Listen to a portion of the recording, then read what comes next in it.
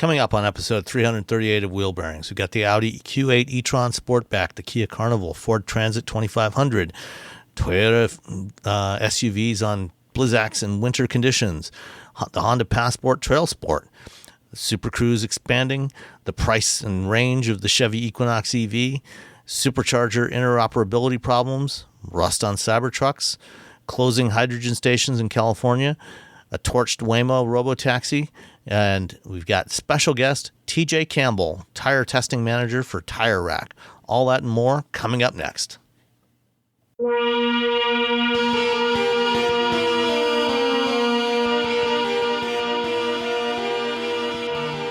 This is episode 338 of Wheel Bearings. I'm Sam Abuel-Samad from Guidehouse Insights. I am Nicole Wakeland from The Road Reflected. And I am Roberto Baldwin from SAE International. All three of us. Woohoo! Yay! It's a party. We're back together. And gotta go. Bye. We're recording tonight's show a little bit out of sequence because we just finished recording a part that will be at the end of the show, which you want to make sure you stick through the whole thing and listen to the whole show, because we got TJ Campbell, tire testing manager from Tire Rack, joining us tonight.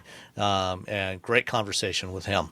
But before we get to that, he told us the secret of life, so you should really just... Yeah, absolutely. You have to listen to the whole thing, otherwise you'll miss it. The whole thing. Yeah.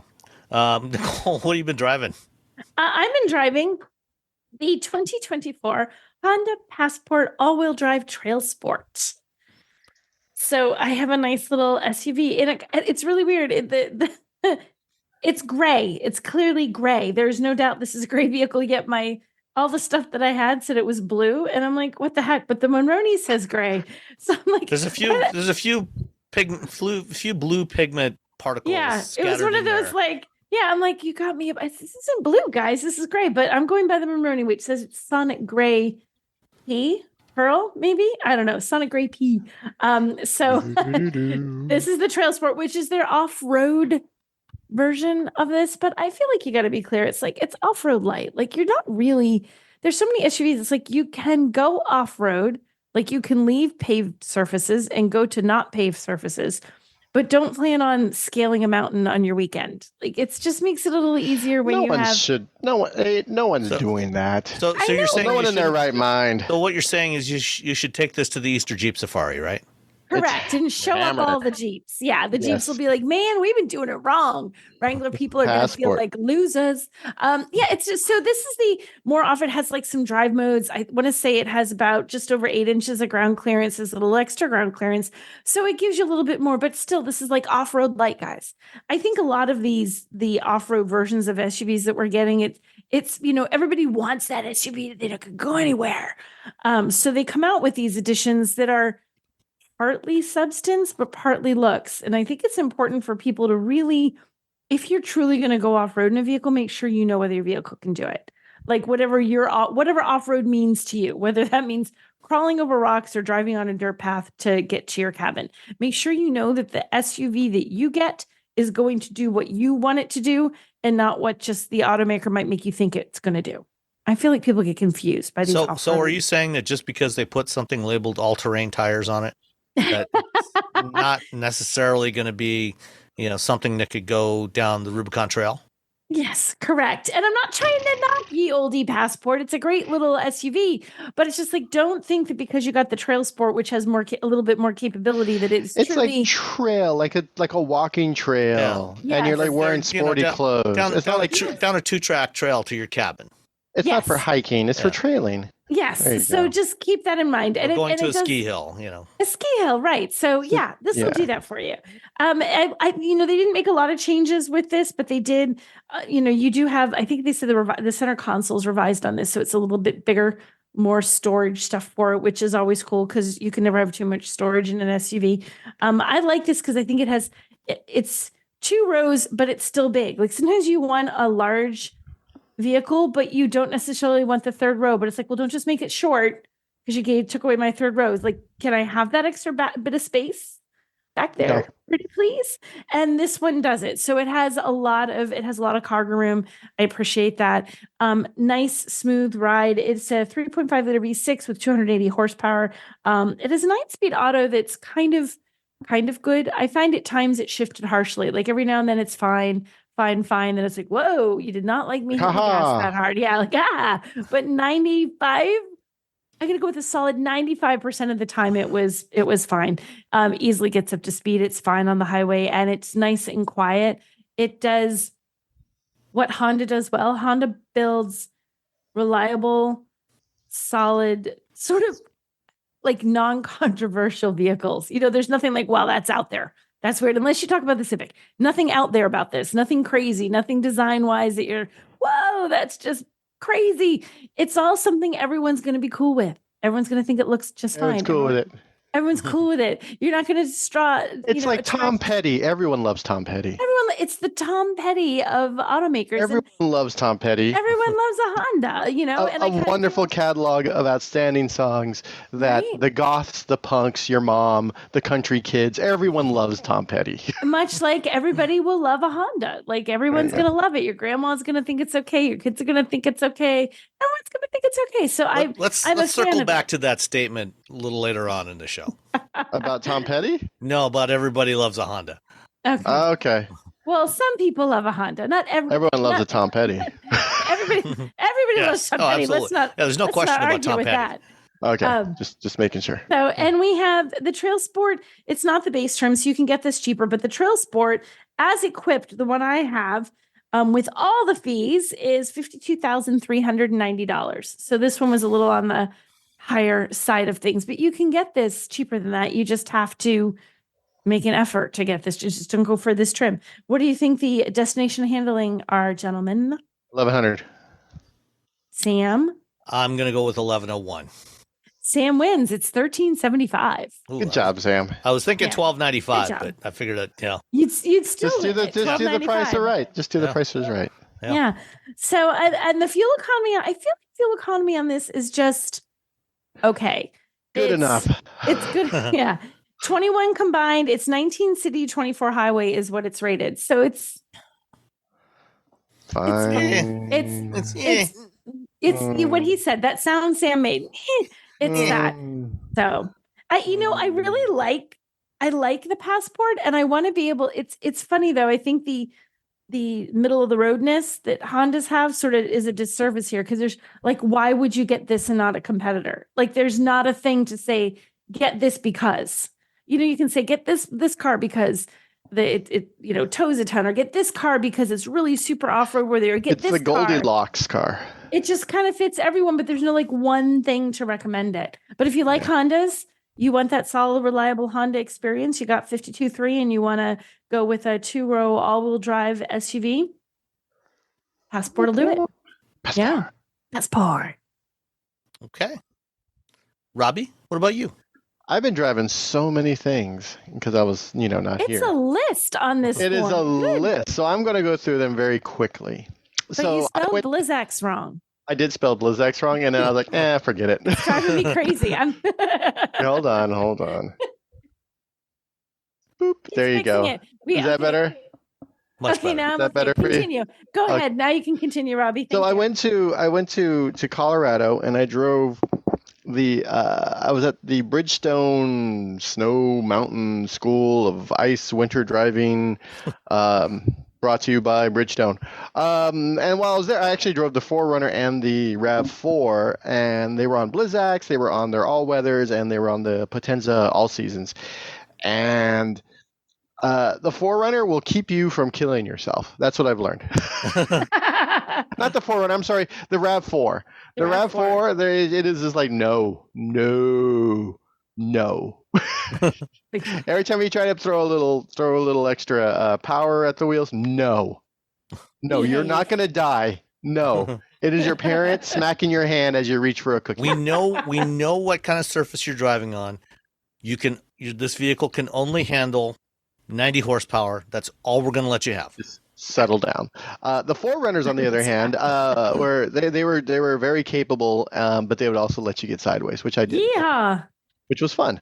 And of course I was driving on Blizzaks and the winter tires, and we'll probably talk more. We talk more about tires in this episode. We do. Later on. Exciting. But I will say that if you are driving around without in like some sort of crazy weather pattern where it's really, really cold where you live, and it snows and it gets icy, and you're not cruising on, at a long stretch of time, and you're not driving on winter tires. You're really you're doing yourself a disservice, is what I'm saying. You're just white knuckling your whole life when you don't have to.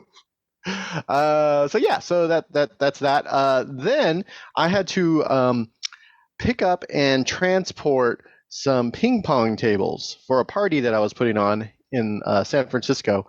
And because of that, I went and rented the Ford Transit cargo van, the 2500 all-wheel drive.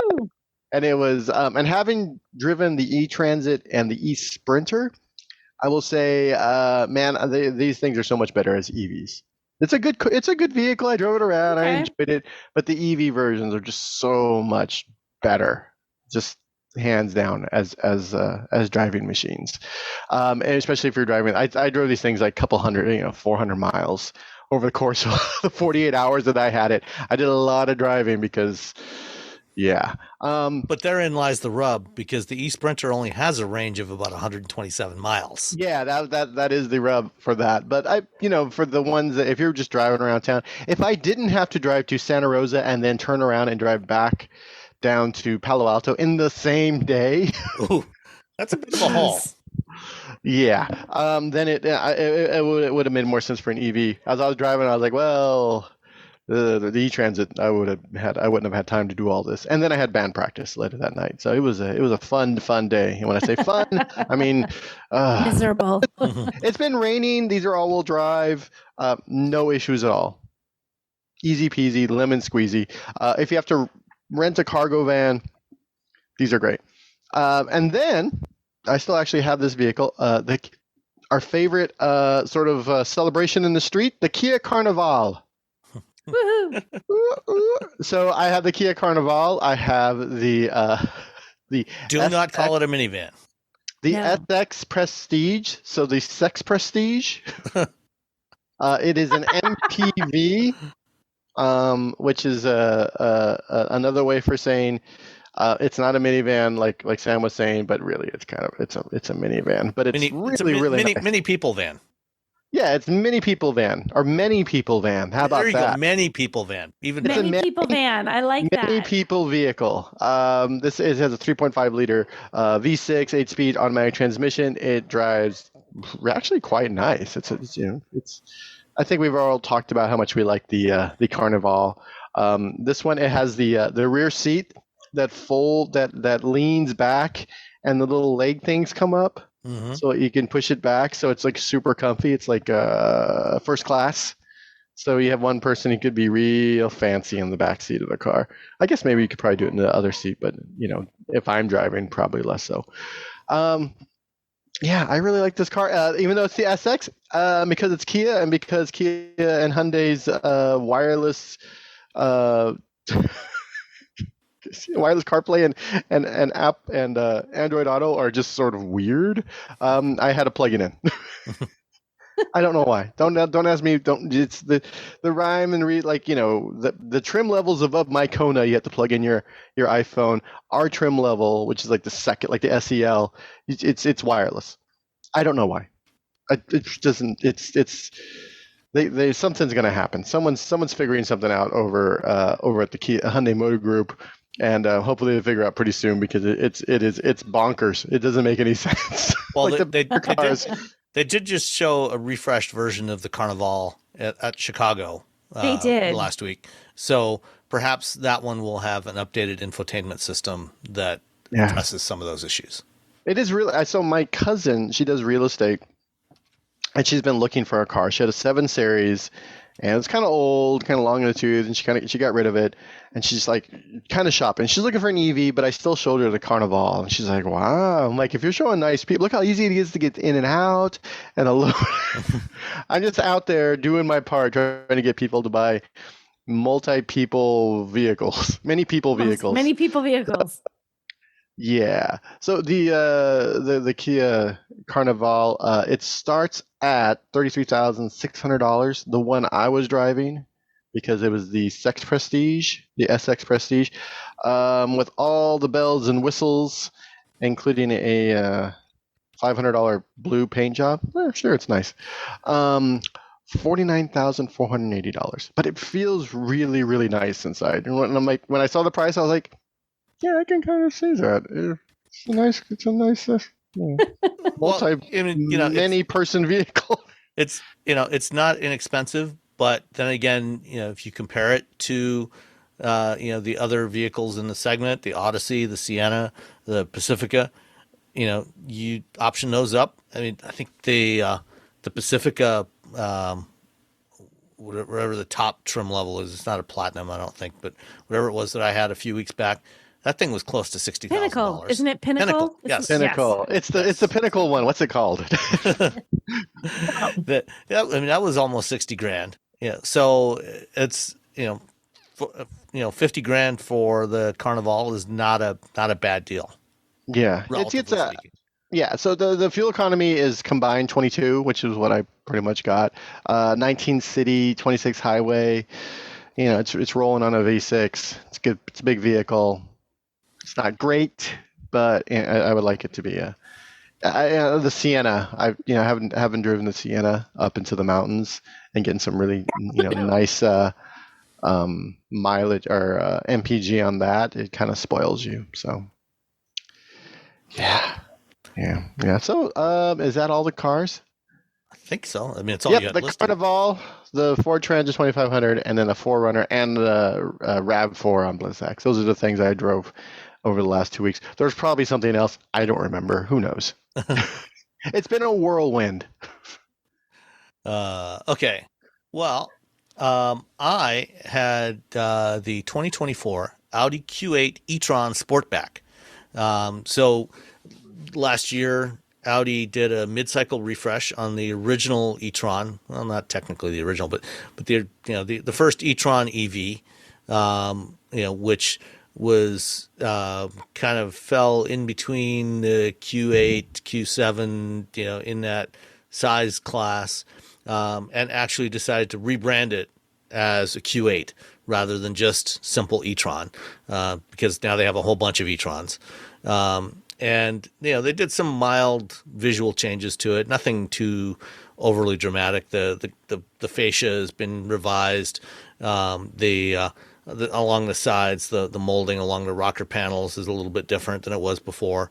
The one I had was the Sportback, so that's where they slice off the rear corner of the roof, give it a bit of a fastback look to it, but it's still the same overall length. And they also did some mechanical updates to it. They updated the battery pack, so it's got more battery in it than it used to. It's now I think 100. Used to be 92 kilowatt hours. Is now I think 114 kilowatt hours.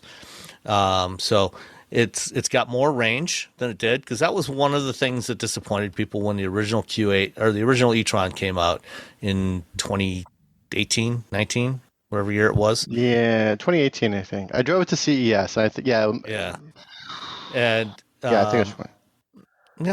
Maybe it was 19. I think they introduced it in the fall of 18 and then launched it in the spring of 19. 19, that makes sense. Yeah.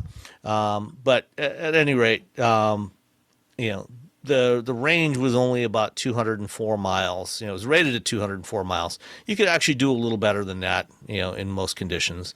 But it wasn't outstanding range, especially compared to Teslas and some of the other stuff that was starting to come out. So the new one, the updated one, as I said, more battery, more efficient. They changed things in the power electronics, new motors.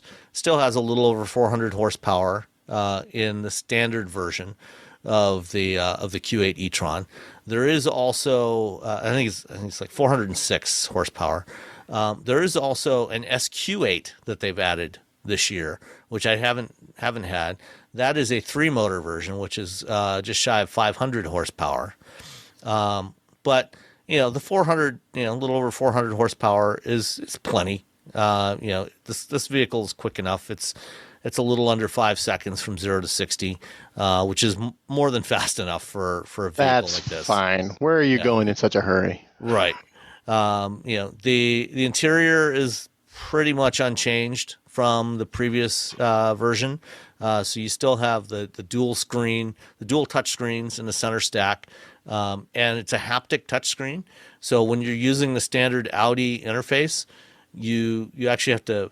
It's not just tapping on an icon on the screen to make something happen. You actually have to press it a little bit, and you feel a little haptic feedback. You feel a little click feedback. Yeah. There's a response. Yes. So that you know that it registered the fact that you touched it, and it works fine. It's not the greatest system in the world, but it's reasonably responsive. It never crashed on me, never had a black screen, never did anything really bad. Did all the things it's supposed to do. It did made the that things clicky noise. it's supposed to do. Yep. You got 9.6 kilowatt onboard AC charging, along with the changes to the battery and the power electronics. They also bumped up the DC fast charge capability from 150 to 170 kilowatts. And one of the things about the e-Tron from the beginning, they had pretty good thermal management on the battery, so they were able to maintain the 100. Like if you got a suitably working charger, you could get it to actually stay at 150 kilowatts, well past 50, almost 60% state of charge before it started to ramp down. And even at 80% state of charge, it would still be going, 80, 75, 80 kilowatts. So it actually would charge reasonably faster than you might expect, faster than some vehicles that have a higher peak charging rate, but that don't maintain that for very long. So getting a charge out of it, like I said, if you find a properly working CCS charger, then that works great. This had all of the usual Audi features. The one I was driving was actually the Launch Edition, it's the Prestige Launch Edition. So basically it has everything. There's like very few options. This one, from the base model, which starts at $77,800, $600 for the Daytona gray pearl effect paint, which is, it's gray. It's gray. It's gray. Which also comes with a flint gray interior. Ooh, more gray. Yeah. $10,400 for the Prestige package. The Launch Edition's another $3,750. And then this one also had the AC charging package, which gets you up to 19 kilowatts AC charging, and gives you a second charging port on the passenger side for AC charging, and then the rear side airbags for another $400.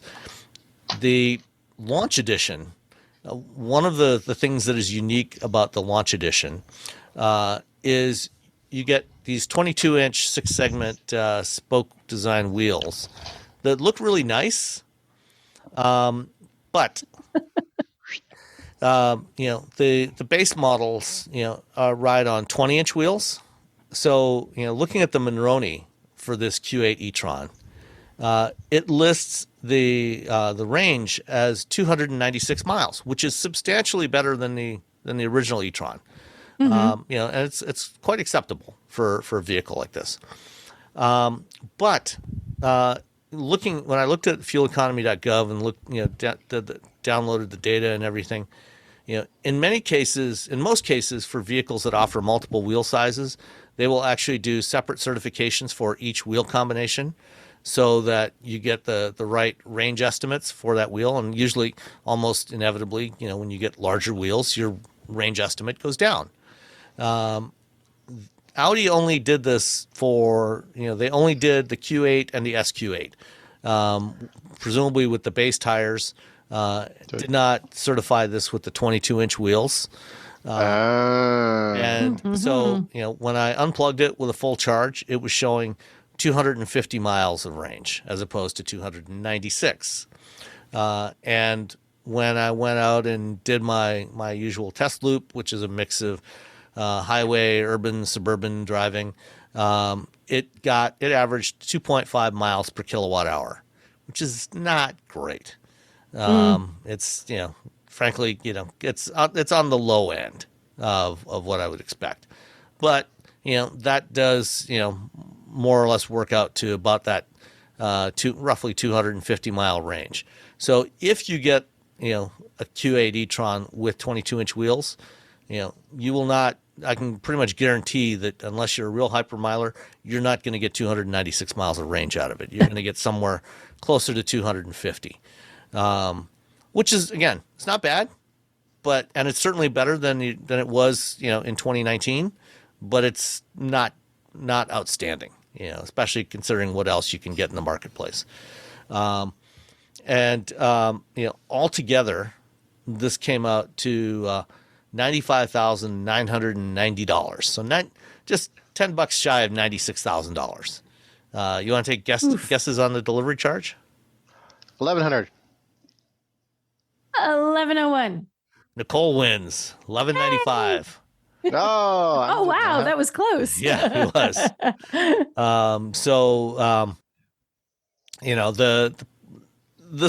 This is a really nice vehicle. Is it worth $100,000? There's a lot of stuff you can get that is arguably, just as nice, for $15,000, $20,000 less, like including EVs, like the Genesis GV70 electrified. Although the GV70 EV has a little bit shorter range than this. So there is that. It does charge faster though. It's not going to cost you 95. I think I do like the Q8 e-Tron. I would probably go actually with just the base model for 78,000 if I was getting one. I don't know that I would necessarily spend almost $20,000 more than that or $18,000 more than that. But aside from that, it drives like an Audi. It's not a lightweight vehicle, but it doesn't feel as heavy as it is. I think this thing weighs about 5,600 pounds. So it's got good ride quality even on the 22-inch wheels. Although I tried to be very careful to avoid any potholes because those low profile tires, 22-inch wheels. They don't like potholes.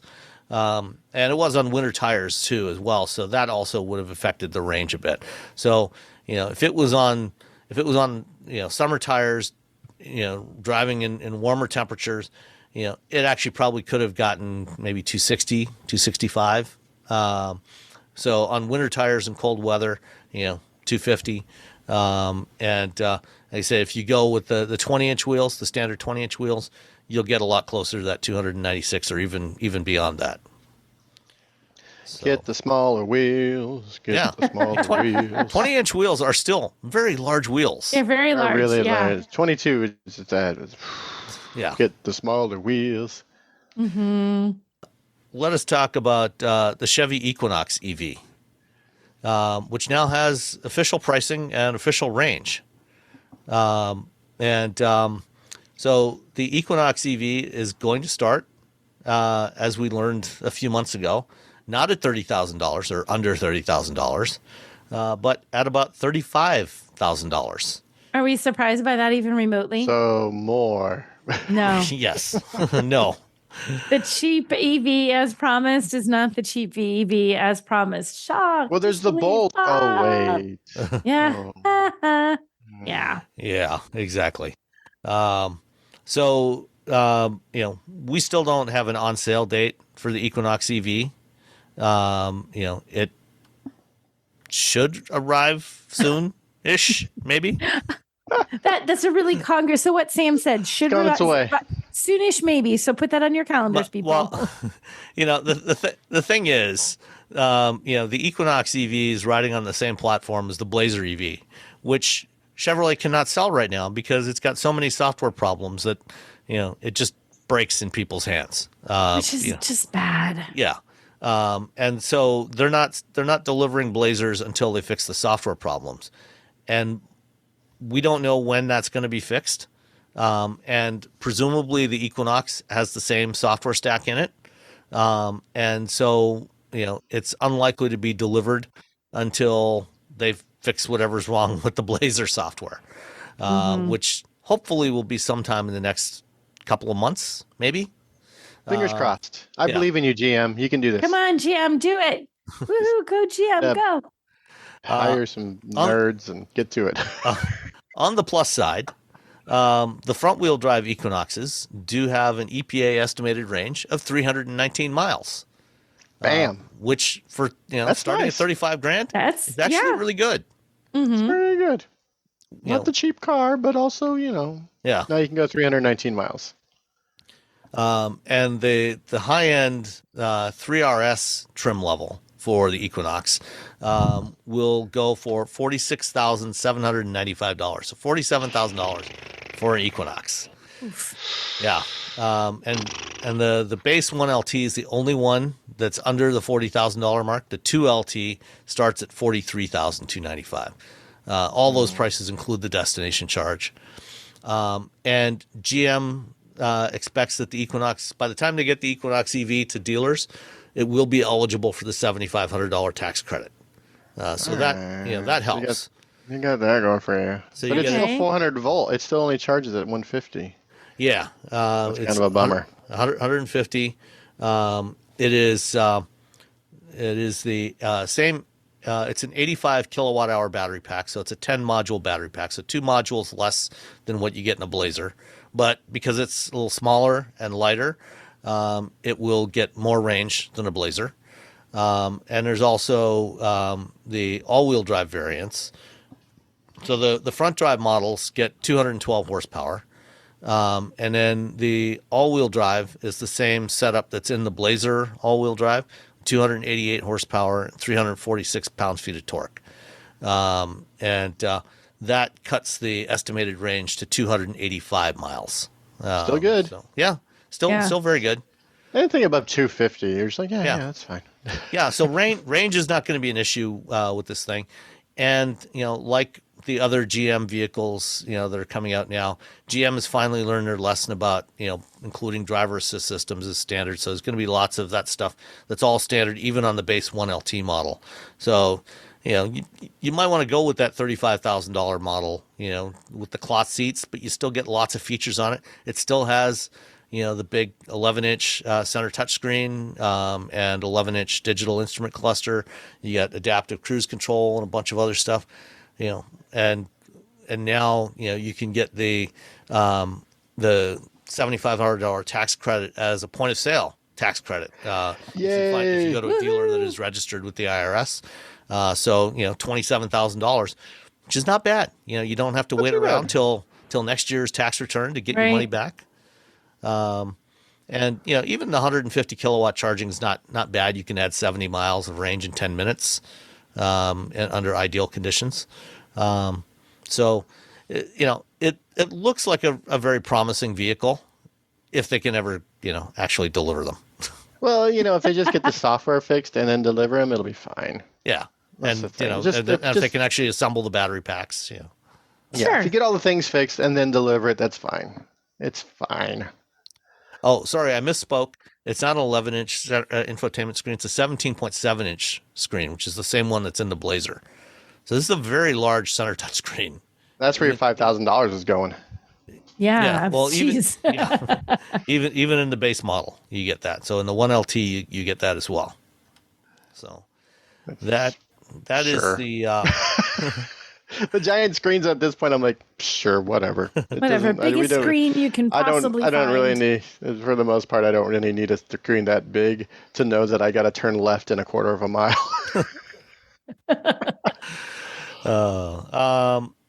Another item that came out of GM in the past week is another expansion of Super Cruise. So GM recently announced that they were killing Ultra Cruise, which was their next generation system, which was supposed to be able to run, do point to point hands-free driving, in city streets and all kinds of other conditions, on about 2 million miles of North American roads. That's gone. That's done.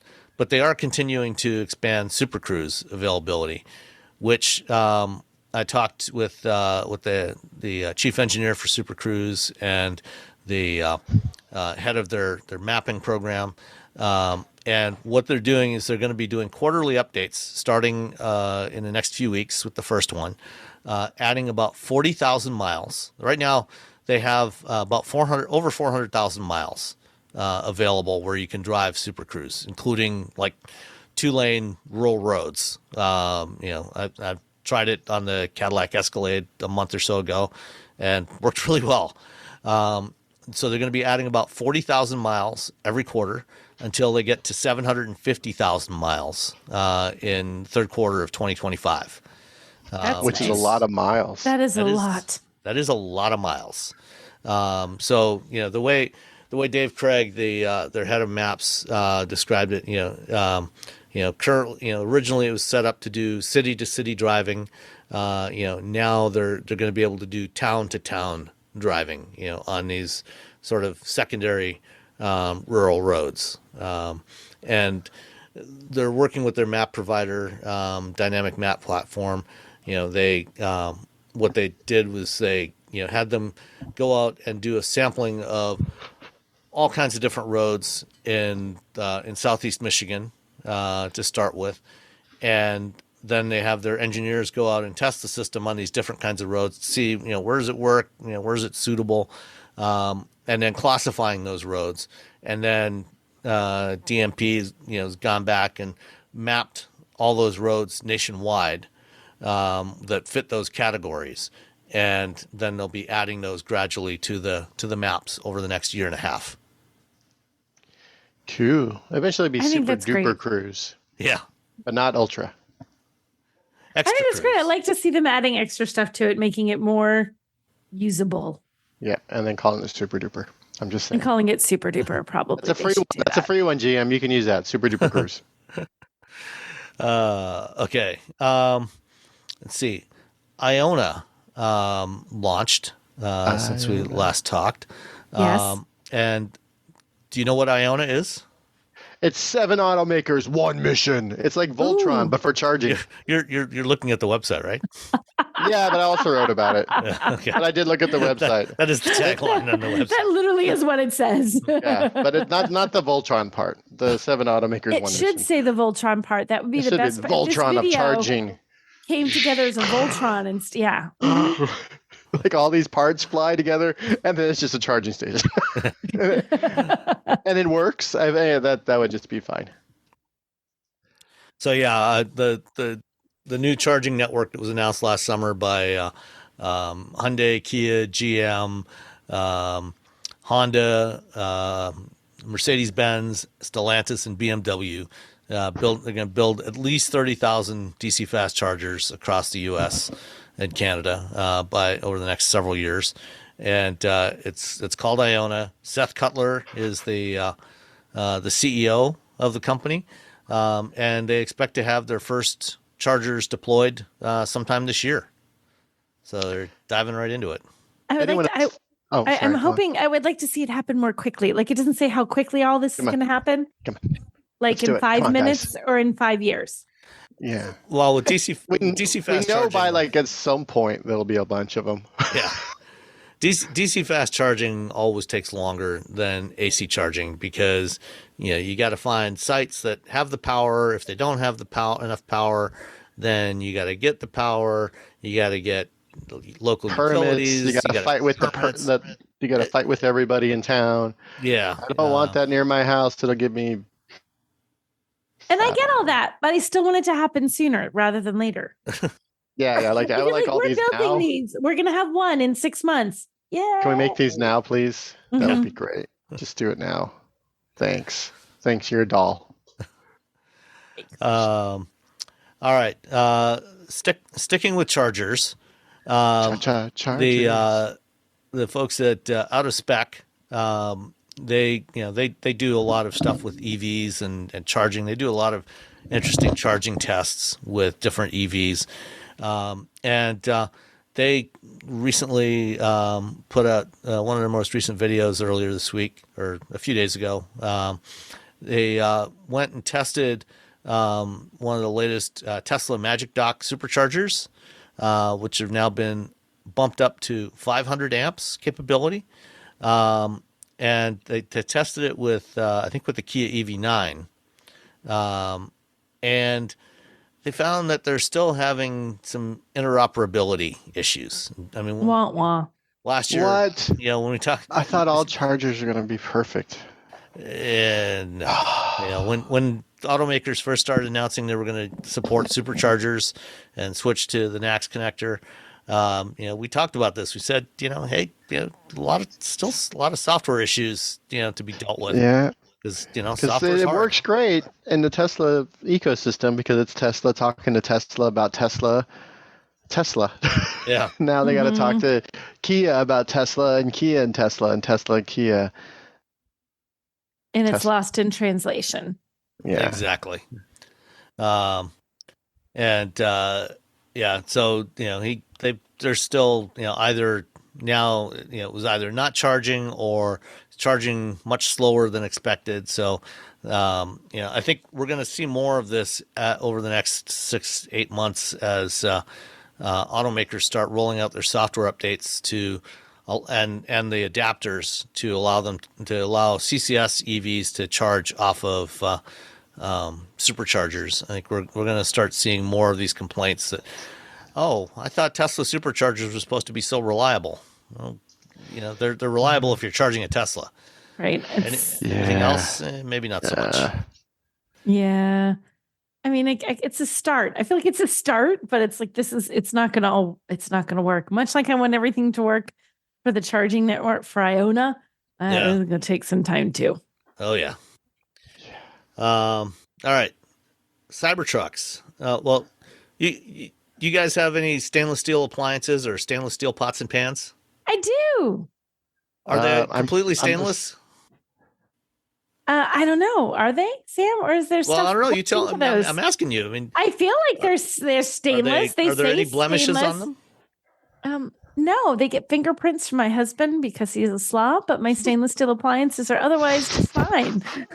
He has fingerprints? You burn yours off? He makes fingerprints all over them. Stainless steel, you have to clean it all the time. Doesn't grind them off every morning? No. No. Yeah. Stupid husbands. The thing with stainless steel, it's like any other steel, any other metal. It's generally not, there's not just one thing that is stainless steel. Stainless steel refers to a whole range of steel alloys that are, it's steel, which is iron mixed with carbon. That's what steel is.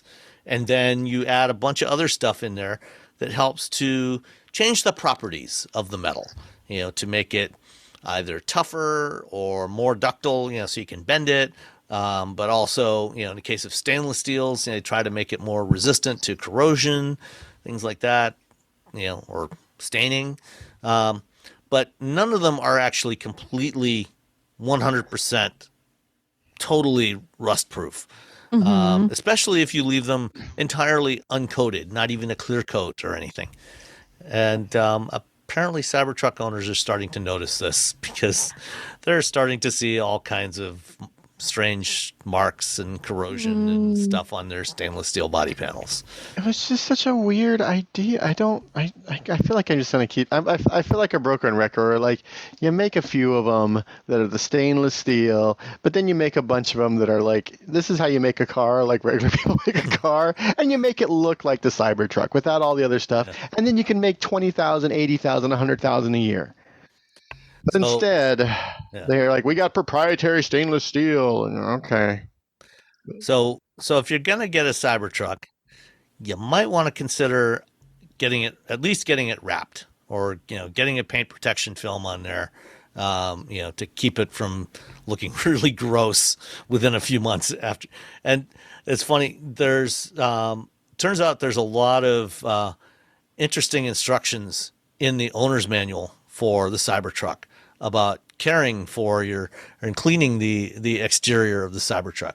Like, to prevent damage to the exterior, immediately remove corrosive substances such as grease, oil, bird droppings, tree resin, dead insects, tar spots, road salt, industrial fallout, etc. Industrial fallout? Where are you driving? Okay, go ahead. Well, I mean, it's a Cybertruck that's meant for the post-apocalyptic time. So that's true. So there could be industrial fallout. Could be literal nuclear fallout. Who knows? but it says, do not wait until Cybertruck is due for a complete wash. If necessary, use denatured alcohol to remove tar spots and stubborn grease stains, then immediately wash the area with water and a mild non-detergent soap to remove the alcohol. And it goes on. There's all kinds of things, that it they tell you that, you shouldn't leave it parked outside. It's a truck. Of course you're going to park it outside. What if it rains? It's such a, I don't know. I just, at this point, I'm just like, oh, fine. I've just become so fine. I mean, people want to buy a big, expensive truck that's not really a truck. That's, just wipe it down every day with a baby diaper and some alcohol, and then use some detergent, soap to give it a nice little shine, or wrap it. Yeah, wrapping it's probably the thing to do, and who knows? Maybe Tesla does dip it in wax, from the like factory. they used to. The store bells when they would ship them back in the olden times. They dip them in wax so they wouldn't rust and stuff. Didn't know this. How do you know this? Because I'm a nerd, Nicole. I'm like, how do you have this little fact stashed away? I'm impressed. I have a lot of stupid, nerdy facts stashed in this dumb brain of mine. None of them are actually helpful. I can't go get a house with this. I'd be like, so we need you to fill out this loan. Well, in the olden days when they used to ship bells, they would dip them in wax, like a beeswax, and then put them in a box. And, sir, this is a bank. Oh, my gosh. You don't care about the bells, but thanks for the tip. Thanks for the tip, weirdo. Don't give him money. Yeah, that guy's a lunatic. Don't loan him anything. All right. Enough Cybertruck nonsense. Robbie, have you ever used one of the hydrogen stations in California to fuel up a hydrogen fuel cell vehicle? Have you? I have. I have as well. I have used it as well. Yes. Typically, I go to the one in Emeryville because it's connected to the bus station, and all the buses use hydrogen. So that one's typically working. Is that one a Shell station? No, it's just, I don't know what it is. Okay. It's just a station. It's just a station next to the bus depot. Like, there's a big fence around the bus depot so people don't go in and steal buses. And then there's like a little carve out and a little itty bitty drive, like a little, like you drive up. It's like it carves out maybe 30, 40 feet in, and there's just a little itty bitty, like it's almost like a little roundabout that you just pull in. You put your hydrogen in your car, and you pull back out into the road. It doesn't even look like it. You're just driving. If you didn't know it was there, you just drive by it. You would never have any idea. Yeah, it's teeny tiny. But I have seen the Shell station in San Francisco that has it. Yeah, well, it's closed now. Not anymore. So you don't have to see it. There are now 7 fewer hydrogen stations in California, and according to the Alternative Fuels Data Center, there are a grand total of 52 hydrogen filling stations in the United States. In the whole country, there's 52. And yes, all of them are in California. All of them in California. Yeah, it was. Yeah. I just remember getting all these emails like 5-10 years ago. There's going to be 127 by the end of this year, and then one, and then there's like the next year there's going to be 116 by the end of this year, and then one would close, and then the next year there's going to be 78 by the end of, and it's, yeah, I guess chicken egg. Yeah, Shell has decided that the supply problems they've been having getting hydrogen and the maintenance problems with their dispensers are just too much to deal with. It's too much hassle, and it's not worth the effort anymore. So they have decided to get out of the hydrogen distribution business in the U.S. And so they announced last week that they were immediately closing their 7 hydrogen stations in California. So that's a bummer. 52 left. Mostly in the Bay Area, Los Angeles area, San Diego, Sacramento, and near Lake Tahoe. There's one. If you have a Mariah in the Bay Area or a Nexo, just go to the Emeryville station like I do. Okay. It's your only option now. There's some other ones, but that one seems to always be working. They know if they have that car, they don't need my advice. Yeah. There's the one that I've used closest to you probably is in like near Mill Valley, just off the 101. Yeah. I've used that one once or twice, and then I've used a couple down in the South Bay area near San Jose. And there's a bunch of them. That's a bummer. Yeah, it is. Oh well. Let's see. Next up. Let's sticking with San Francisco. Hey, I live there. Yeah. Well, near there. Last week, as part of the Lunar New Year celebrations in San Francisco, a crowd decided to torch a Waymo robotaxi. I'm curious, like, what happens before this? That's like, what I want to know. Because it drove into Chinatown. Chinatown's like crazy busy, so it decides to drive into a very crowded area with a bunch of people. But it wasn't the only car in the area. There were other cars in the street. Yeah, but they had people. Yes. No, like not to bump into somebody. Yeah. So I don't know if it bumped into anyone or not, but I don't think it did. I think the crowd just gathered around it, and it stopped. And then somebody jumped up on the hood and then bounced himself off the windshield and shattered the windshield. And then somebody else shattered one of the side windows. And, because it was a Lunar New Year celebration, there was fireworks around. I don't know that they actually intended to torch this thing, but somebody tossed a lit firework into the car. Fortunately, there were no passengers in it. But they going to pick somebody up. But it went the worst way. Like, I wouldn't drive down that road on that day. Come on. I know. They should have picked a different route, but yeah.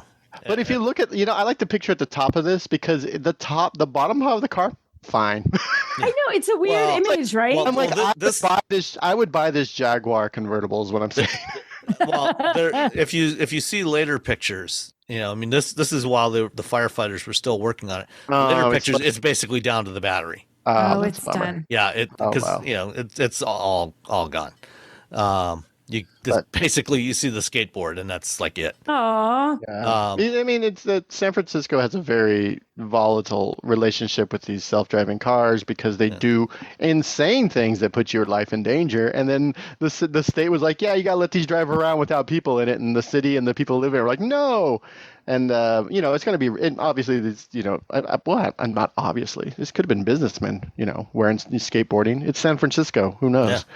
Yeah.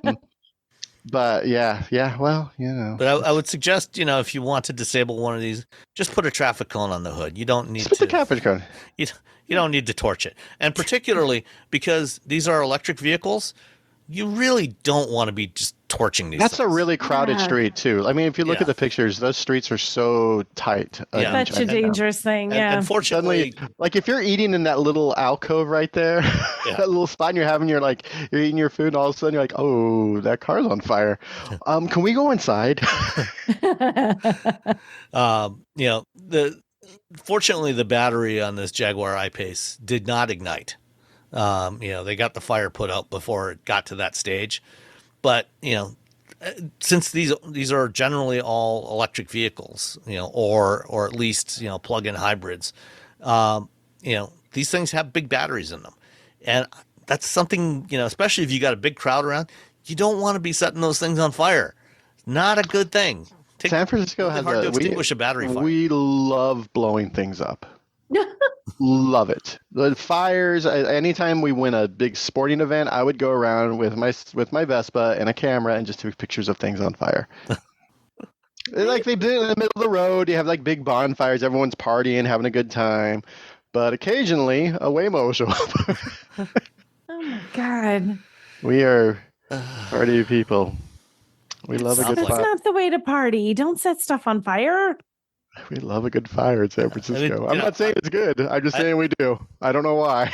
Yeah, I have no issue with people protesting these things. If you don't want them around, that's perfectly legit. But maybe don't light them on fire. Yeah. Don't blow them up. Yeah. Because you're going to hurt somebody. Yeah. What did you do? Did you stop Waymo? Google? Oh no, this was like nothing. Like in the 0.2 seconds, they've made more money than what this thing cost them to build. Yeah. Yep. Yeah. Google's fine. You're not hurting anyone at Google by burning this thing down. Yeah, you're putting firefighters at risk. You're putting the people in that crowd at risk. Yep. So just don't do it. There's better ways to protest. Don't be stupid. Don't be stupid. Yeah. All right. Sparklers. Get sparklers. Last one for this week is Stellantis. Prior to Fiat Chrysler and PSA merging to form Stellantis, Fiat Chrysler bought several $1 billion worth of EV tax credits or EV credits, carbon credits from Tesla. They spent a lot of money on those things, so that they could make their ZEV mandate requirements without actually having to build and sell so many EVs. But that was an expensive solution. And now, as part of Stellantis, apparently Carlos Tavares, the CEO of Stellantis, has decided, no, we're done buying EV credits. It says he is not allowing the automaker to ever buy a single credit, according to ever again, said Tim Kuniskis, the CEO of the Dodge and Ram brands. So, Stellantis they're about to launch a whole bunch of EVs in the next 12 months, including the new 500e that's coming any day now, and then the Jeep Wagoneer S and the Recon and the Charger and all kinds of other stuff.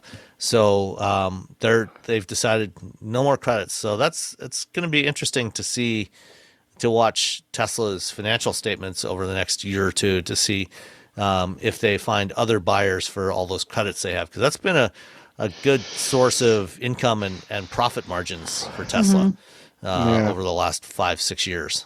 So yeah, good on Stellantis for saying, just do the thing we're supposed to be doing. How about that? Exactly. Yeah. Just do what we're supposed to do instead of trying to work around the system. Just do it. Instead of throwing money out the window, let's just do the thing we're supposed to do. Yeah, that's a good thing. Yep. All right. Anything else you guys have that you want to talk about, or we good? Don't light things on fires. Yeah, pro tip, don't light things on fire. Don't light things on fire. It's just fire. It's good for cooking. It's good for cooking. If you're in a cave and you need light, sure. But you're just out in the street having a nice time, maybe get some sparklers. That's all I'm saying. Yeah. But whatever you do not throw them inside of a car with a broken window. Oh, yeah, don't throw them inside of cars. They can ignite stuff. Cars and all cars and fire, they don't mix. No. There's some stuff they boom. Doesn't matter if it's gas, electric, diesel. Yeah. Gas, electric, diesel. Not a good mix. Hydrogen. Bad call. Not a good. This has been your pro tip this week from the Wheel Bearings crew. Don't light your car on fire. All right. Well, that's it then. We now have our conversation with TJ Campbell, the manager of tire testing at Tire Rack. Great conversation, and hope you enjoy it. And we will talk to you next time. Bye. Bye. Bye. Don't light things on fire. All right. We have a special guest joining us today, Mr. TJ Campbell from this little company called Tire Rack that you might have heard of. TJ, welcome to the show. Start off, tell us what do you do at Tire Rack? You probably you're one of those guys that just mounts tires on the rims, right? Yeah, that's it. Yeah, I'm slinging tires down in the retail bay. First, hello everybody. Thank you so much for having me here. I actually get to do a lot of really cool stuff at the Tire Rack. Of course, I do, interviews like this. I give interviews for Nicole at her other gig. She's used me as a source several times. Yeah. I get to give presentations to, car clubs. I've done, Porsche Club, Tesla Club, Vintage V8 Motor Club, I get to do those kinds of things. I act as a general knowledge source for journalists and others, and then of course at the Tire Rack I'm also kind of the repository of tire related information if anybody needs it. But more importantly, in my mind, I guess, let's not say more importantly, but in addition to that, more excitingly, I'm responsible for our tire testing, the whole program from determining what vehicles we're using, what tires we're testing, what the competitive sets are. And then I get to do the actual driving as well, and, evaluating all the associated output, the test reports, that sort of thing. And of course, I have a very small team that works with me, but that's it's my baby. It's my prime responsibility. So before we go on, for those who might not be familiar with Tire Rack, tell us a little bit about what Tire Rack is. Of course, absolutely. I guess at its most basic core level, we are a primarily online retailer of tires. But of course, Tire Rack is, for those who know, Tire Rack is so much more than that. We don't just want to sell tires. We don't want to just sell any tire that we have in stock that fits. We want to sell the right tire for every driver, for how you drive, where you drive, what your priorities are. And in order to help facilitate that, we don't just take manufacturers' marketing fluff. What every tire manufacturer, when they come out with a new tire, it's the greatest thing ever, and sometimes it's better than our predecessor by X%, or sometimes it's better than tire A in the wet and tire B in the dry and tire C in the in the snow. And so there's a lot of or there can be a lot of creative ways of talking about your tire's attributes. And nobody wants to introduce a new product and say, it's all right, it's fine. So that's not what marketing departments do. So we compare tires to their logical competitive set. We, when tire A or manufacturer A comes out with a new ultra high performance all season tire, we will compare that new tire to the tires that are likely to be cross shops, the most popular tires in that performance category, in that market tier level. So we make the manufacturers put their money where their mouth is. The proof is in the tire. And so we compare and we evaluate and we learn how tires perform in order to, again, help ensure that we get the right tire for the right driver. TJ, do you literally test every single tire that's out there? Or there's some that you just say, yeah, we're not carrying those, or we're not testing those, because there's a lot of tires out there. You're right. And we only test tires that we carry. And the reason, or one of the reasons for that, is that the purpose of our testing, in addition to saying we are the tire experts and we're the performance specialists and all that kind of stuff, at its core, the reason for our testing is to help our customers and those who just come to our website to do research, is to help those people make an informed decision. And like I said, it's geared towards our customers. So we don't test products that we don't carry. Now, of course, another part of my job is, I get to test, super secret prototype tires, things that we're thinking about carrying, but we don't, things that are, 3 to 5 years up the road or down the road, that will be in the market. So those kinds of things, yes, we do test those. If there's a new hot performance tire, as an example, we'll test it even if we don't carry it, just to see where it stands. But that kind of stuff never sees the light of day. So yes, the things that get published are only products we carry. So would you ever test a tire that you're considering carrying and have a reason why you'd test it and think maybe, and go, no way, we're not carrying this tire? Oh, absolutely. That has happened a lot. And what would make you say that? What has to go wrong in the testing to say, no, this isn't worthy of Tire Rack? Most often what it will be, just in the scope of our testing, is wet traction. There absolutely have been tires that, it's one that comes to mind, and of course I won't name names, but it was a few years ago. It was a Three Peak Mountain Snowflake branded Grand Touring tire, so an all-weather tire as they're commonly called, and it was from a manufacturer that we carry most of their products, and they said, hey, this isn't a part of your current lineup, we'd like you to carry it.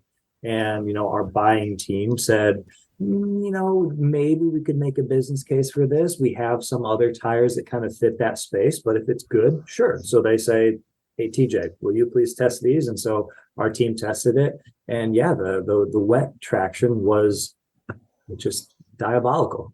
And so, wow. Yeah. So the answer was no, tire rack should not carry this tire. And that's another part of a thing that makes tire rack special is we do have minimum standards. We're not just, carrying tires at a price point that, yeah, sure. Again, it's good enough or it'll do.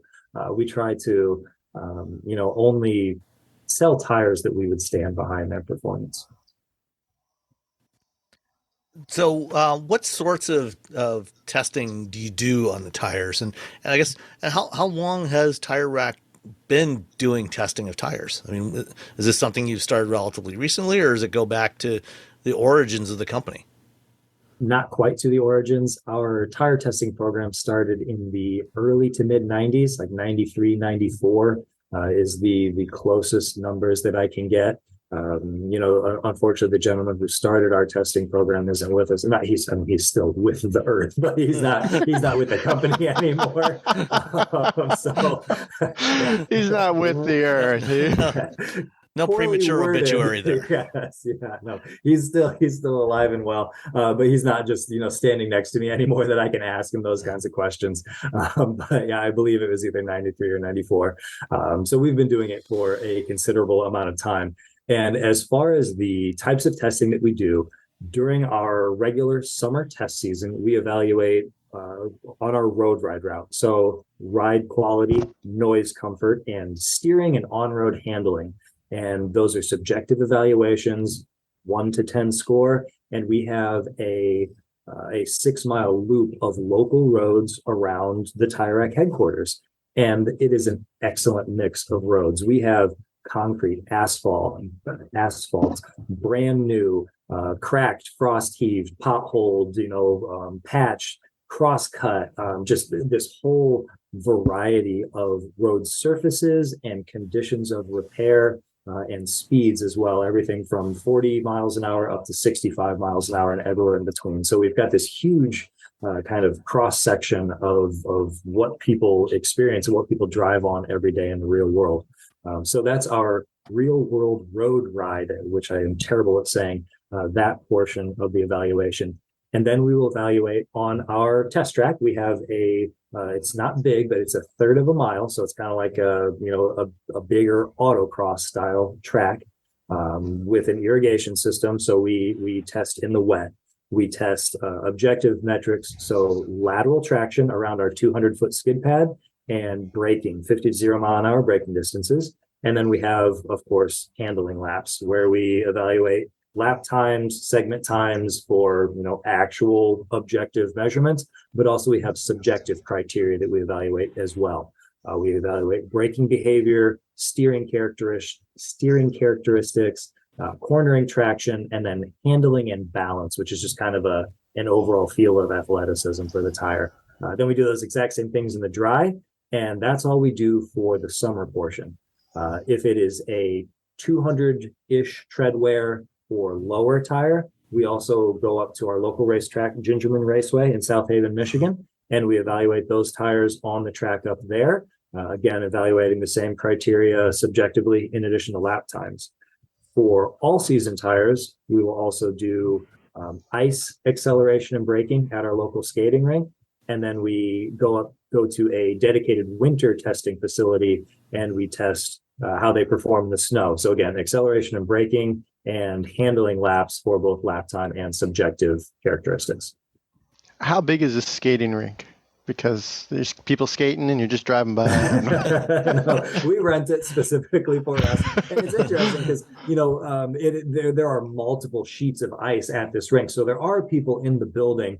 And some, the room the rink that we're in is close to the locker room. So we will have people come through and, you see they're taking it back and then they stop and they watch. And after about a minute and a half, they realize this is boring. And they just keep it on yep, and stop. Reverse. It's a normal. I don't think it's an Olympic size. We accelerate from just kind of a roll to 60 feet, and we time the time in seconds it takes to achieve 60 feet. So kind of like if you were to dash across an icy intersection, which tire is the best? and then, or not just the best, but, rank order, and then 12 to 0 mile an hour braking on the ice as well. So it's pretty low speed stuff. Stopping distance is the square of speed and all that kind of stuff. So when you're on an ice rink, you start running out of room really quickly if you try to brake from much faster than that. Have you hit the edge yet? No, bite your tongue, first of all. And second, I have not. I have not. All right, so I believe in you. Not. There was a journalist that actually you can't trust journalists. You cannot trust journalists. Yep. We're the worst. We're going to go a little bit faster than we're supposed to. Yes. So when you did the thing that I went to, I would like to say right now, I was not a journalist who hit the end of the ice rink. I stayed on the ice at the place that you took us to. I hit nothing except maybe a cone or two. Sure, which is completely acceptable. Yep. Yeah. And if you don't hit a cone or two, you're not testing it sufficiently. Exactly. You're not trying hard enough. You don't know where the limits are unless you go over every now and exactly. then. As a former engineer that worked on ABS and traction control and stability control systems for 17 years, I'm very familiar with the kind of stuff that you're doing. We actually didn't spend a whole lot of time in ice rinks because it's just not long enough, but I spent many long winter nights out on frozen lakes in northern Minnesota and in northern Sweden and northern Michigan.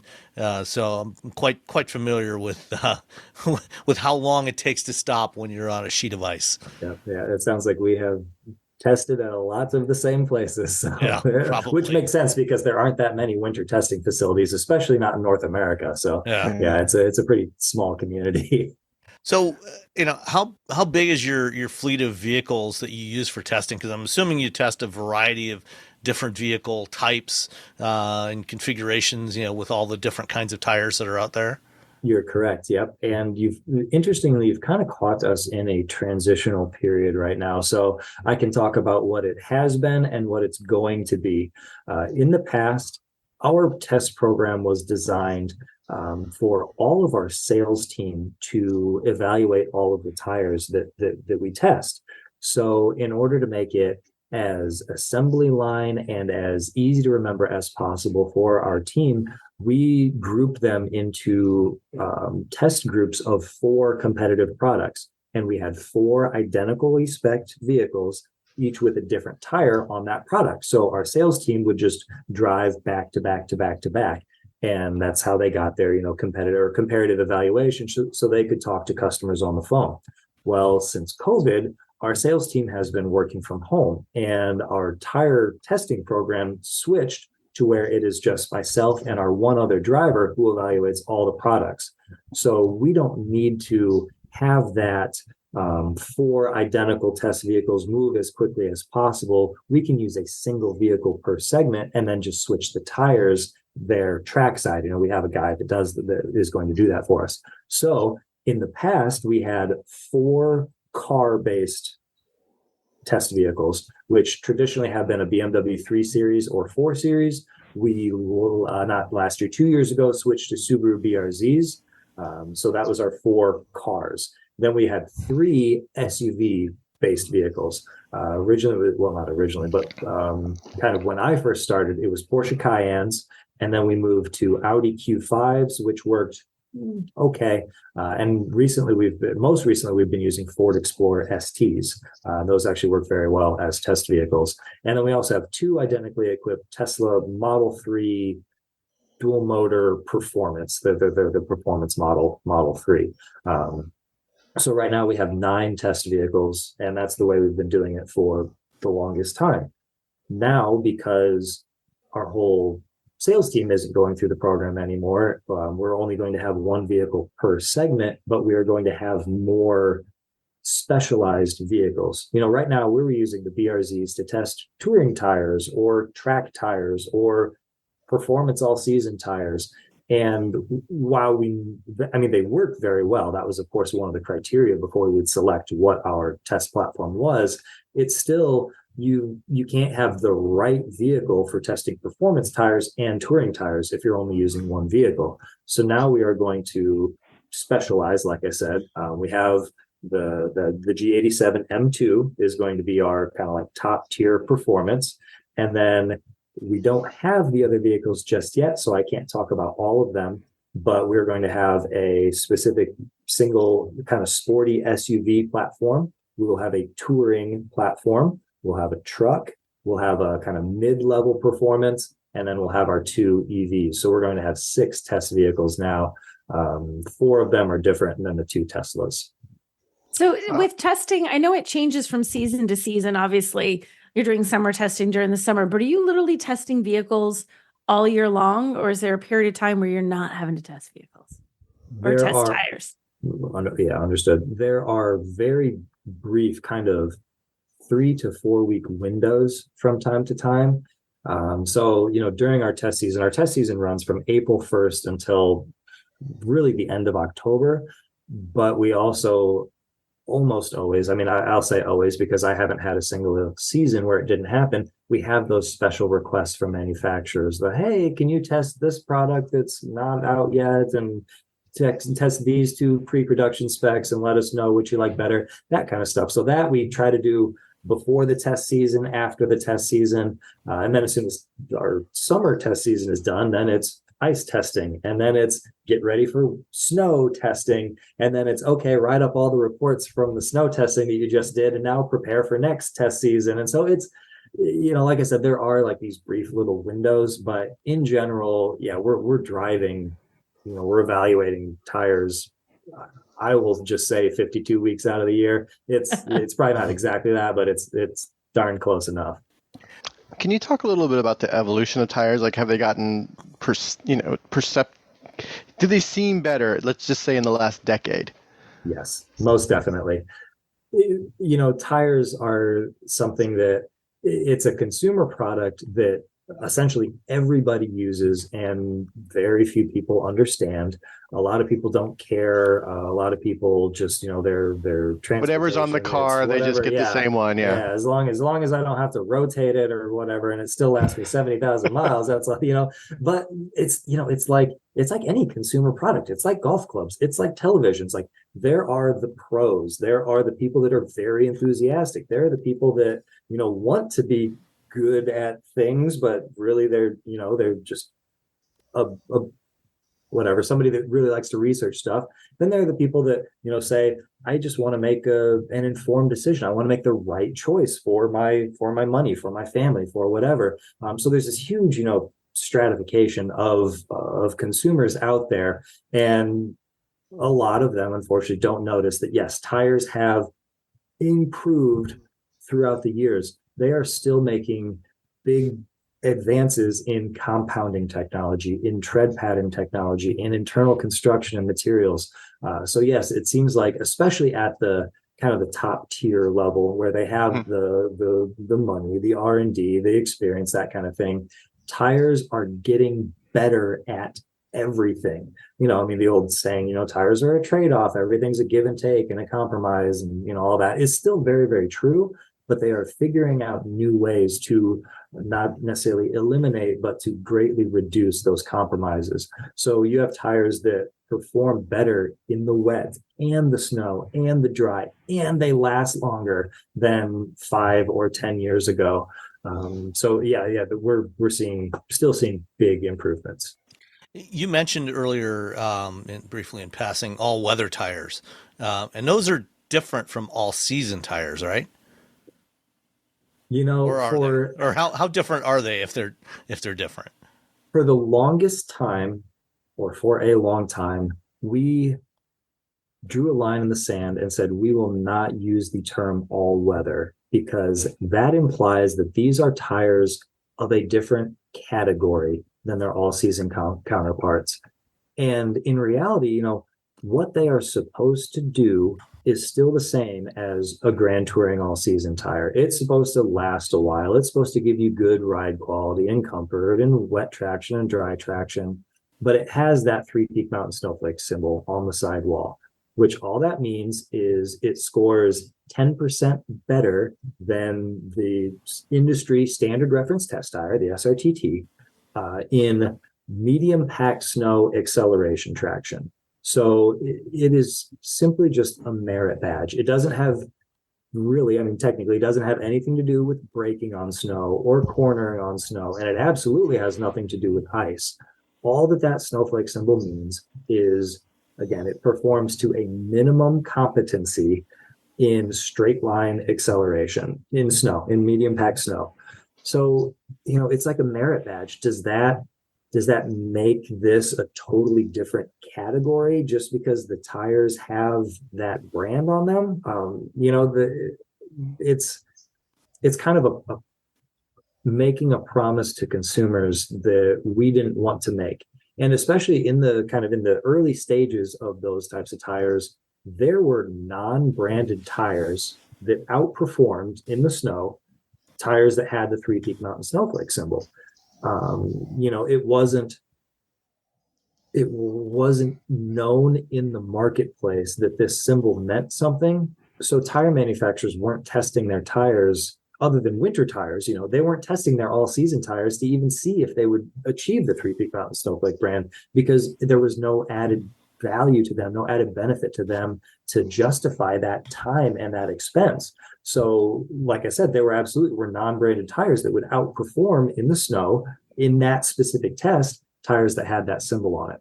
Well, now it's much more well known in the marketplace. There's a whole flood of these all-weather tires from all the manufacturers. And so, now, if a tire can achieve it, the manufacturers are absolutely going to test it and brand it there. So now we are getting to a point where, yes, this symbol kind of does mean something. We still don't want to overpromise what it means. But yeah, they have, again, they're all season tires that have a minimum competency of straight line acceleration in the snow. And I mean, at their basis level, or at their even above the basis level, that is what they are. Okay. One type of testing I don't think you mentioned was off-road testing. Is that something that's part of your routine, to test all-terrain tires or off-road tires? We do test all-terrain tires and max traction tires, but up until this year, we have never done any kind of real off-road testing. I guess your listeners get to be the first ones to hear. We are developing an off-road testing program that I am not guaranteeing, but we hope will be ready to roll for our second to last and last test of this season. We hope we'll have an off-road testing component. We are hard at work developing that not as we speak, but that's on our things that we're currently doing. Cool. All right. We have a couple of listener questions that came in over the last couple of days I'd like to throw at you. One came from Chuck Goolsby, a longtime listener. It says, what is the replacement interval for collector cars that don't get a lot of miles on them?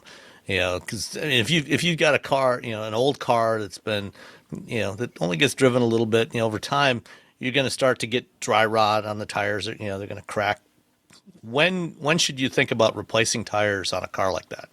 Well, you're 100% correct. So, always a little bit of education to offer up. Tires have anti-aging elements that are anti-aging compounds that are mixed into the rubber, and they are designed to permeate through the rubber, work their way to the surface, get really well, dispersed through the tire, through the flexing that a tire experiences during normal use. That is how they work. So that's why collector cars, garage queens, RVs, trailers, those kinds of things, you'll get cracking seemingly more readily, more often than in tires that you just use on your vehicle, on your daily driver.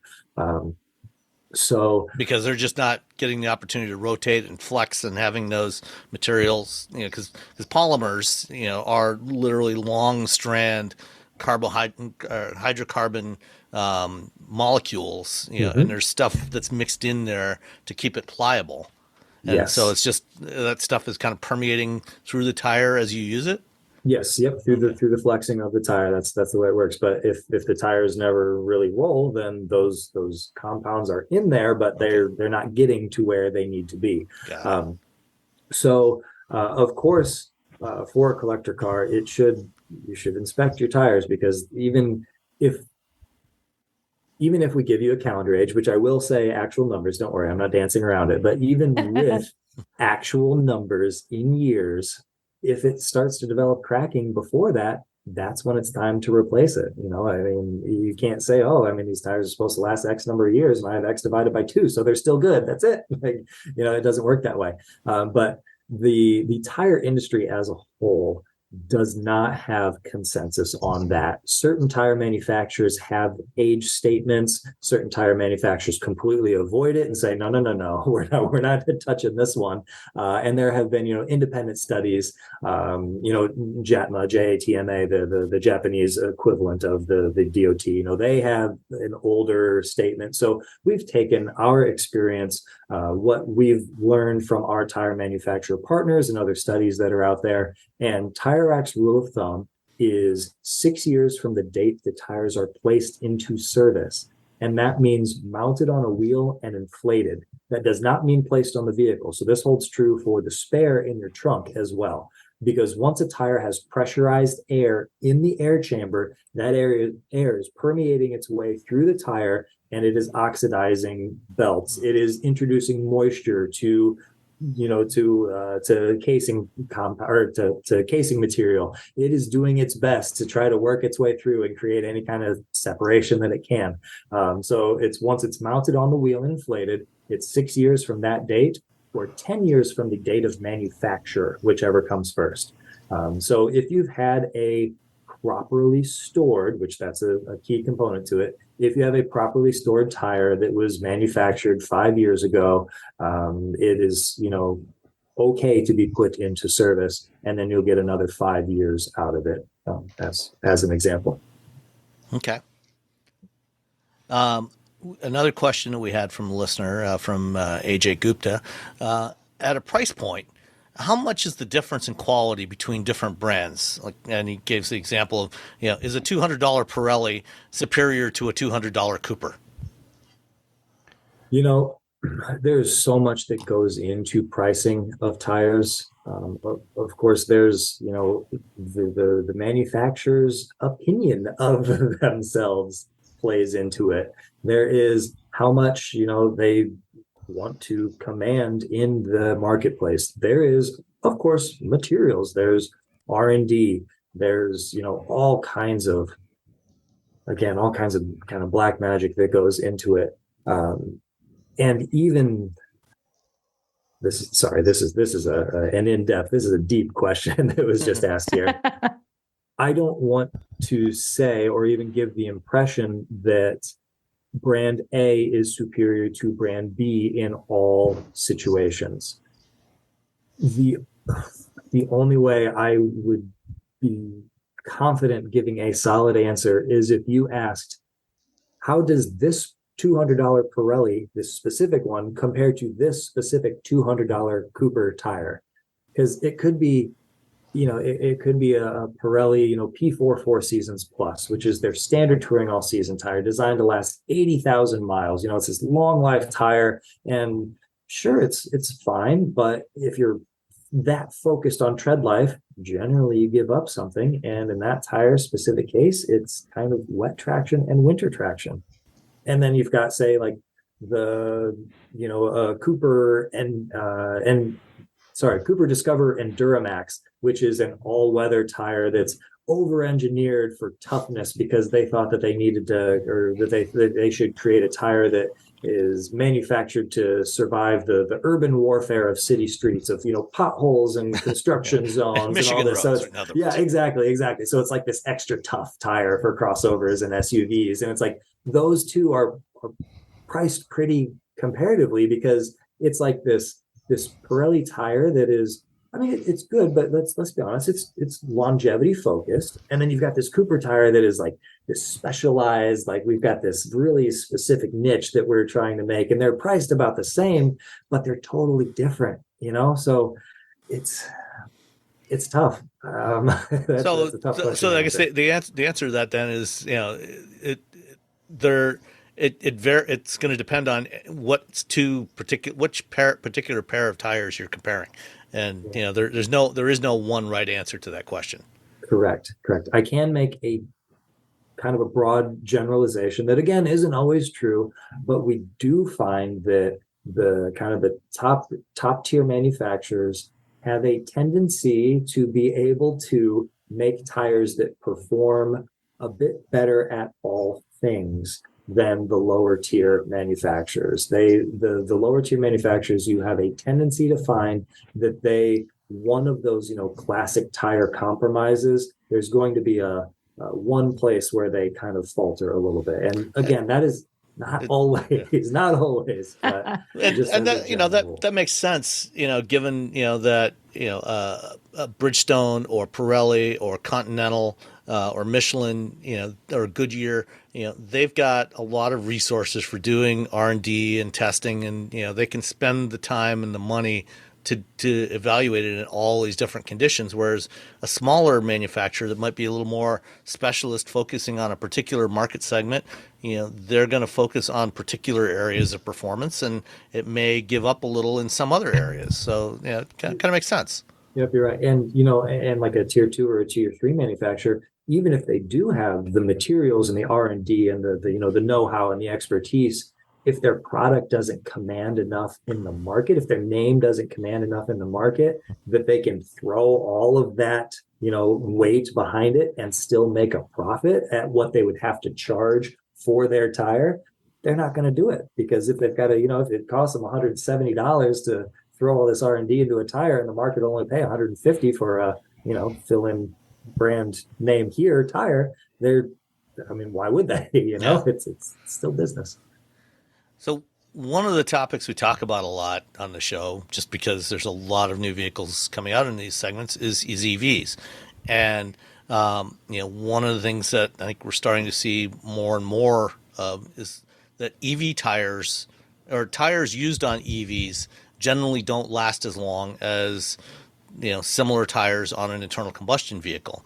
And you mentioned that you do some testing with EVs. What kinds of differences are you seeing with EVs versus gasoline vehicles? That's another one.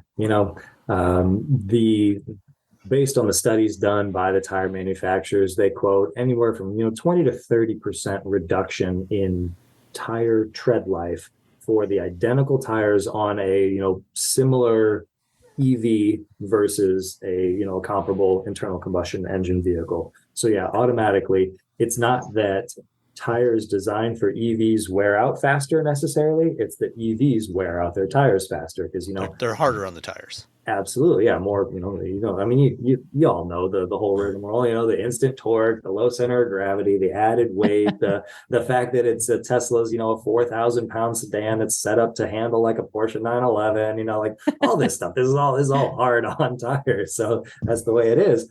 But we have, again, from the beginning, we've been since tire manufacturers started asking us about what do EV drivers want from their tires, we have been telling them it's the same stuff. It's not, just because you drive an EV doesn't mean you want this, totally different set of characteristics out of your tire. Like, sure, maybe range, low rolling resistance, maybe that is a bit more of a factor for an EV driver than it is for an ICE vehicle driver. But you know what we experienced when the Prius first came out, we got thousands of phone calls of what's your lowest rolling resistance tire that fits my Prius? It happens. So it's not just EV, it's there are some consumer segments that are more conscious about rolling resistance because they want to maximize every drop of fuel or every volt of all the electricity that they can. They every want to electron, maximize their range. Yes, every electron that they can.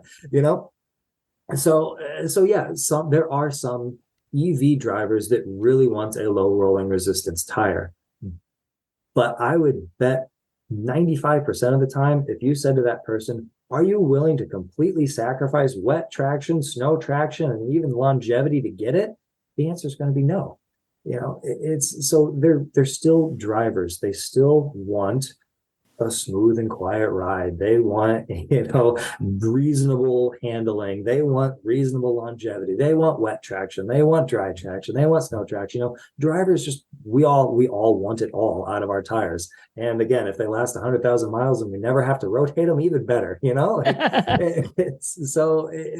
like I said, from the beginning, we have been cautioning tire manufacturers from focusing too heavily on the range aspect or the longevity aspect. Like, yes, tire life matters to almost every driver out there. There are a few of us who get excited when we have to replace our tires, but most people do not.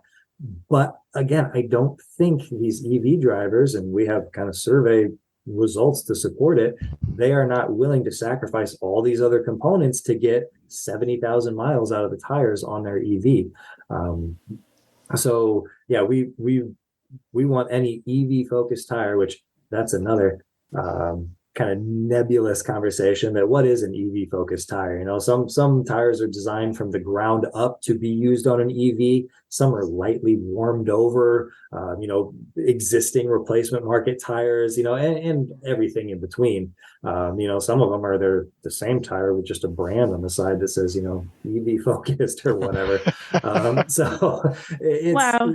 Yeah, I mean, I'm shocked that manufacturers would do something like that. I know, absolutely right. Shocked. Yeah, and that we're absolutely not naming names, but just know that it happens out there. So trust testing, not marketing. So one of the things that we talk a lot about, especially at certain times of the year, is use of winter tires. If you live somewhere where you get a lot of snow, where it's cold, it's better to put on a set of winter tires, and have a set of tires for the 9 months, 8 or 9 months of the year, and another set for 3 or 4 months of the year. Would you consider that good advice? Absolutely. Especially, it depends on where you are in the country. There are certain areas where they get very mild winters, maybe a light storm here or there, light dusting here and there. And a strong all-season tire or one of the aforementioned all-weather tires in that kind of instance would probably suit you just fine for year-round use. And speaking of those all-weather tires, the good ones, they're not regional tires. They can be used in Texas, Florida, Southern California just as easily as they can be used in Minnesota. But anyway, moving back to your question, for those of us in northern climates, in South Bend where we are, we used to get, something, I can't remember, it was like something like 60 inches, 80 inches. It was a big number of snow every year because we got lake effect snow. So yeah, for a climate like ours, it absolutely makes sense. The, difference in traction, words don't do it justice. You have to experience it to learn it. And that's what Nicole was at, one of our events where she compared all season tires to dedicated winter tires. And the difference is just huge. Even on an all-wheel drive vehicle, acceleration, sadly, they're relatively close. But then when it comes time to hit the brakes, huge difference in stopping distance. And so, the mornings when you're going to work before the plows have been out and it's still dark and it snowed all night and it's just this white knuckle experience, or worse, you end up in the ditch, you end up getting a fender bender, that kind of thing. Just these things that are, I won't say completely alleviated, but so greatly reduced when you have a set of winter tires on your vehicle. Just the confidence, the stress level that gets lowered, not to mention the cost of an insurance deductible is the same, or if not more than a set of winter tires. Also, your all-season tires are resting while your winter tires are on, so they're not wearing. So, people look at it as, I have to buy 2 sets of tires. And in general, over the amount of time that you would use 2 sets of all-season tires, you will go through your 1 set of all-season tires and your 1 set of winter tires in that, roughly that same amount of mileage, and you've had better traction in the hazardous conditions the entire time. So it's something, it is a stumbling block for people, and there's no doubt about it. The winter tire market is shrinking, unfortunately. Is it? No, wait, people are buying fewer winter tires? Yeah, the winter tire market is shrinking. Yeah, absolutely. Winter's shorter. I'm so no, but my gosh, the number of times I've quoted TJ, you should know you're like this guy from Tire Rack when I'm talking to people, like this guy from Tire Rack, and I've used things that you taught me that I learned at that event through so much that I've written, so many just random conversations with people. Like, no, really winter tires, so snow tires, whatever you want to call them, break them out when it's cold. Take those cars. I'm working really hard to bring the number back up. I'm trying. I appreciate that, so are we. Keep fighting the good fight. Yeah. Winter tires and manual transmissions. We're there for it. Right. Yeah. Yes, I appreciate both of those things. Yeah. But unfortunately, I keep making the joke of, I want them to last 100,000 miles and I never want to rotate them. Unfortunately, that is the mindset of a good majority of the buying public. And it's, if I can set it and forget it, I just want one set of tires to use year round.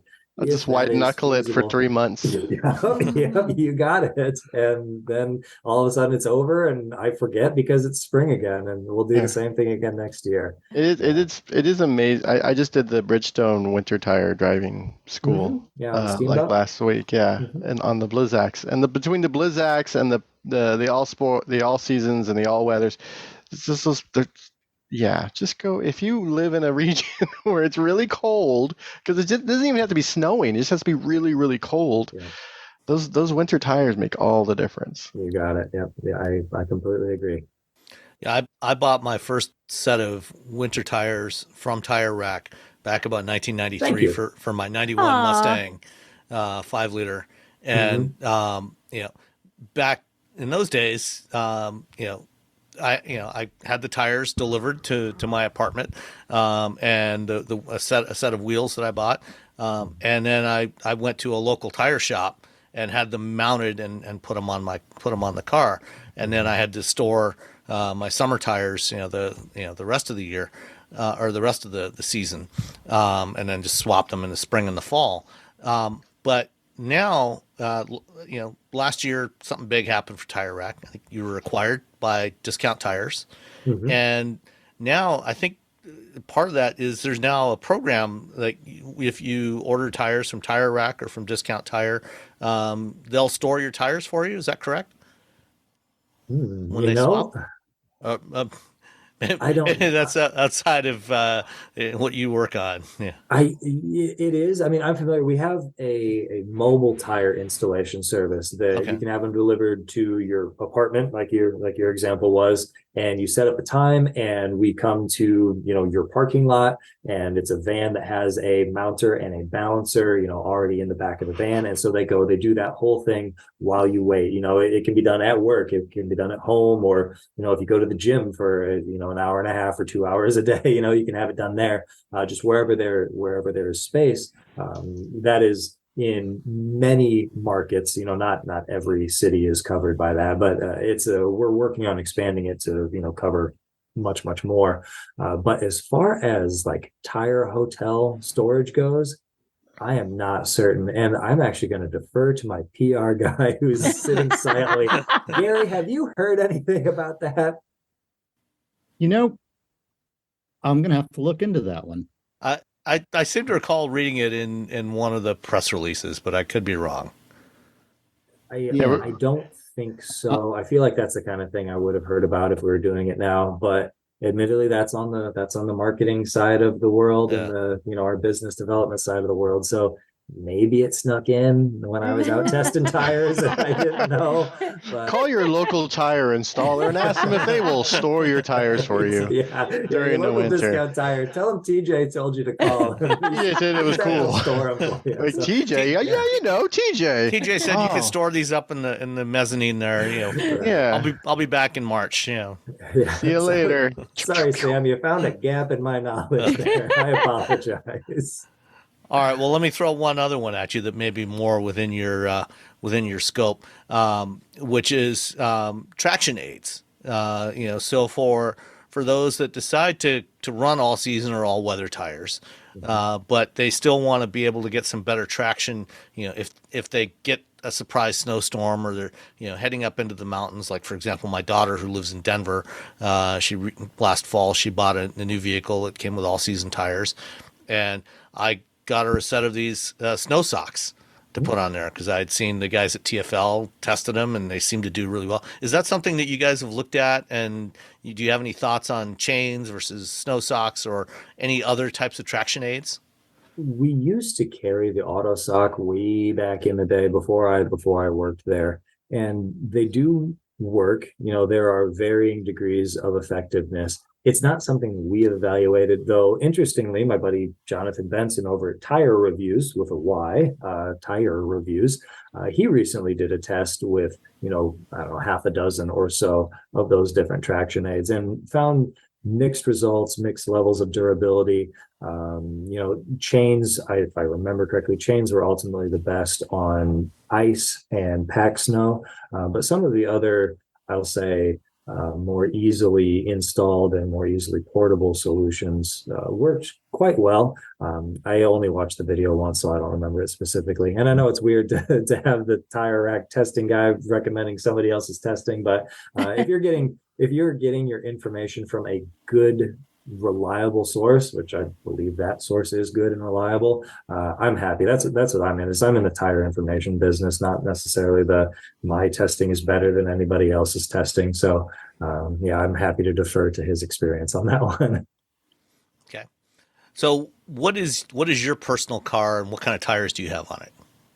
Well, for the daily driver, I have an all-wheel drive Infiniti G37. It currently has Continental winter tires on it, the Continental Winter Contact SI. That was the last generation. The Continental Viking Contact 7 is what I have on my car. Sorry, I had a moment there. I just acquired this vehicle in the fall because my daughter totaled my other car. It had some, quick buy them at the used car dealership and put them on so you can say this car has new tires on it. It had some of those on it. So those are gone, and I will be investing in probably Michelin Pilot Sport 4S's for the summer for that. And then my fun car is a 987 Cayman base model, and it has Goodyear Eagle F1 Supercar 3 tires on it because that car sees a lot of track days. And that's what we found to be one of the, it has what I would consider to be the best combination of speed and durability. So that's why I have selected that tire. All right. Robbie, Nicole, anything else? I think he's answered my questions.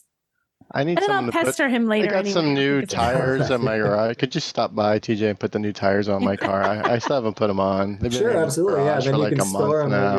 The old ones. Yeah, the old ones are. They'll do it. You got to kill the old ones. They need to be recycled in one way or another. Mm-hmm. Or I can send them to Sam. Sam will take care of it. He knows where to store them. Yeah, right. Yeah, ship your tires to Sam. Discount tire just like a mile and a half away here. So just ship all your tires to Sam. Sam will take care of it. Yeah. All right. Well, TJ, thanks so much for your time today. It's been a great conversation, and hopefully we'll have to get you back again sometime to talk about other new stuff that's coming up, new stuff that you're seeing in the tire market. Yeah, certainly. I'm happy to do it. Sorry for being so long-winded. It has a tendency to happen when I'm talking tires, but if you need anything, we're used to it. We're all long-winded too. So, all right, good. Go. Thank you so much, TJ. Thanks, TJ. Thanks, Gary. See ya. Thank you, everybody. You guys have a great evening. Bye-bye. All right, you too. Bye-bye.